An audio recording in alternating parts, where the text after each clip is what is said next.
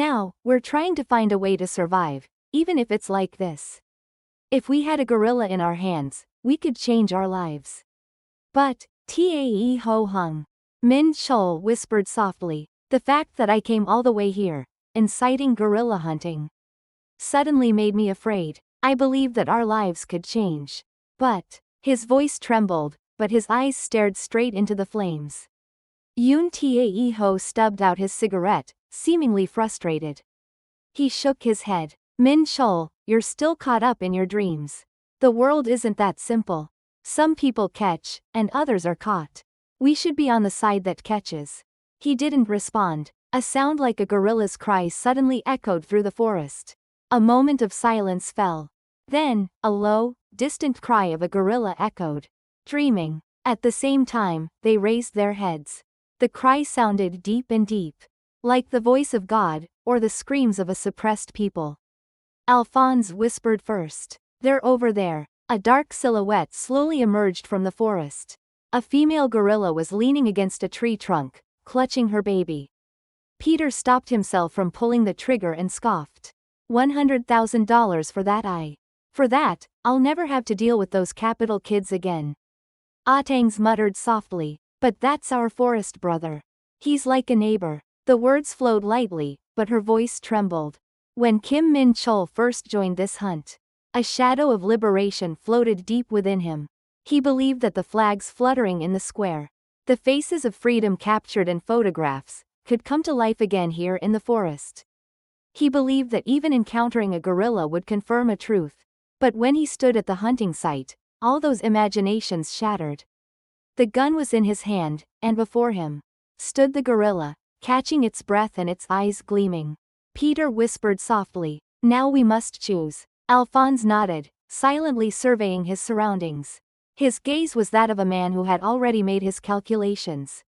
She hesitated, looking at the gorilla group. Those eyes. It's as if they're watching us. Her voice trembled. Tae Ho exhaled sharply and said, still, we have to do it. If we stop here, it's over. His words were cold, but there was a deep wave of uncertainty in his eyes. At that moment, he quietly spoke. No, maybe it won't be us who's ending. For a moment, silence flowed between the four of them. The forest, now clear of rain, seemed to hold its breath, and the gorilla's low howl carried on the wind. Only then did Min Chul realize. What they were aiming for now was not life, but his own shadow. The freedom and resistance I dreamed of, powerless in the face of this trigger. I can't do it. His voice dissipated weakly into the forest. What I was chasing wasn't this. His shoulders slumped as he put down his gun. The damp forest air weighed down on him again. Like that long ago night in the square. He put away his gun. I can't do this. Let's just end it. I don't need any more. His voice was nearly broken.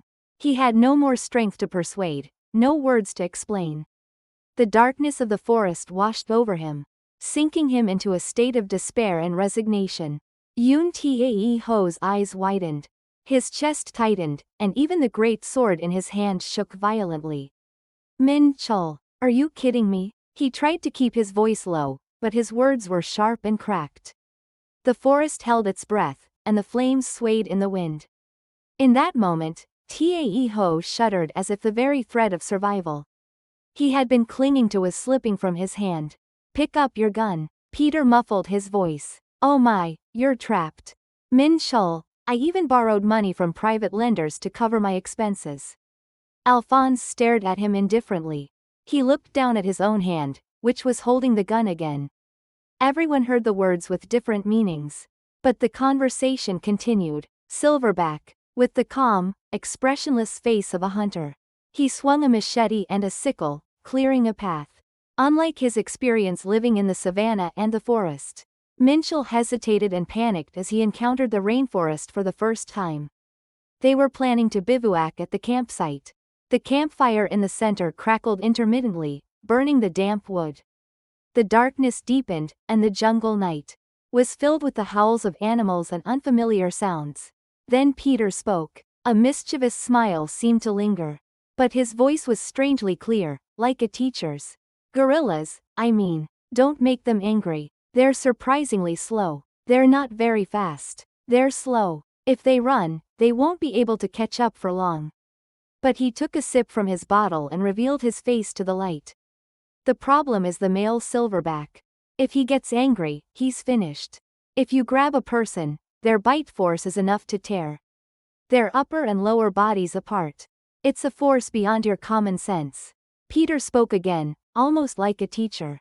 Western and Eastern gorillas. They're broadly divided into two species.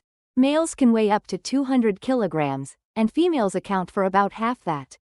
The silverback is the leader of the troop. And about 3 young blackback males support him.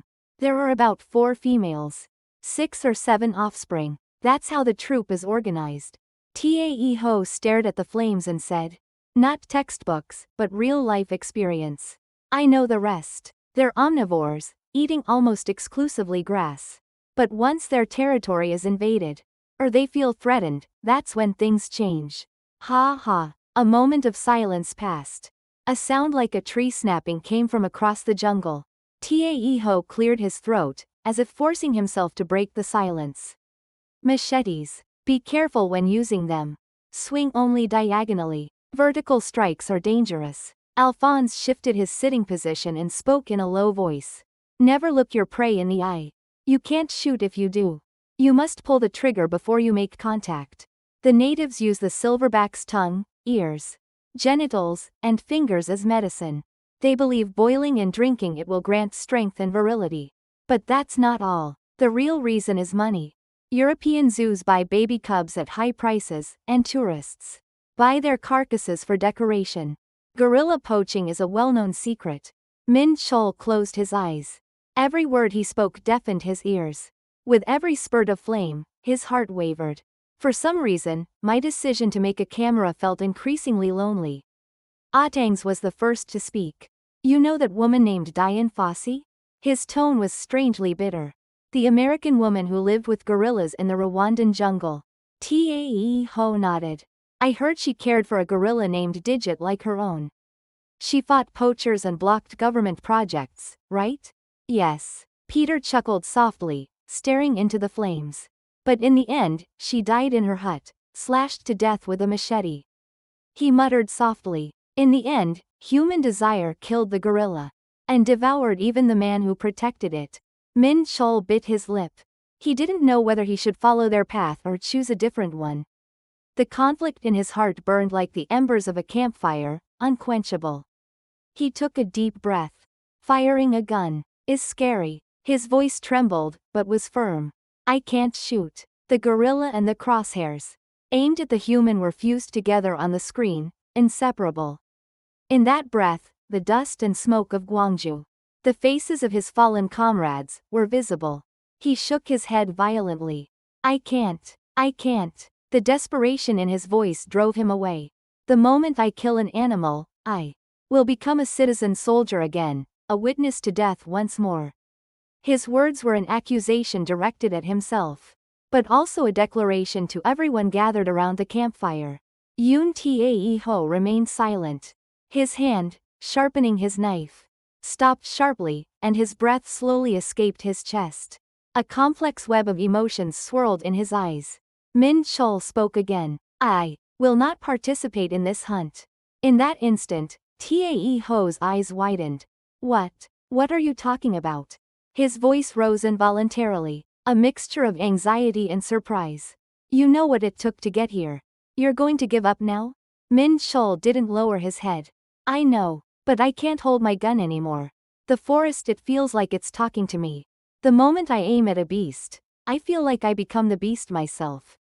Tae-ho spread his hands in disbelief. "Min Chol, we have to make a living. If you do this too, it's all over." At that moment, Peter leaned toward the campfire. He stared at the flames for a moment, then said softly, "Tae-ho isn't wrong. I have to be honest with you. The expenses to get here, the equipment, the lodging, it's all debt. I spent more than I could afford on my own. If this hunt isn't successful, I'm finished. I'll be dragged around by those loan sharks." He shook his head, but a slight tremor clearly crossed his face in the light. "So, Min Chol, I understand how you feel, but we have no choice now. We must capture him. Silence fell again between the three.